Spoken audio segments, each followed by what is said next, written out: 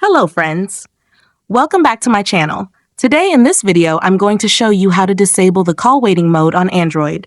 Please consider subscribing to my channel and liking this video. Let's get started, guys. Step 1. First, unlock your Nothing phone. Open the phone application. This is the app you use to make calls.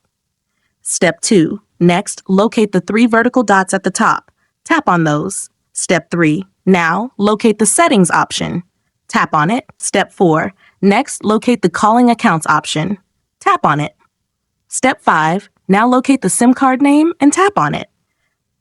Step 6. Next, locate the Additional Settings option. Tap on it.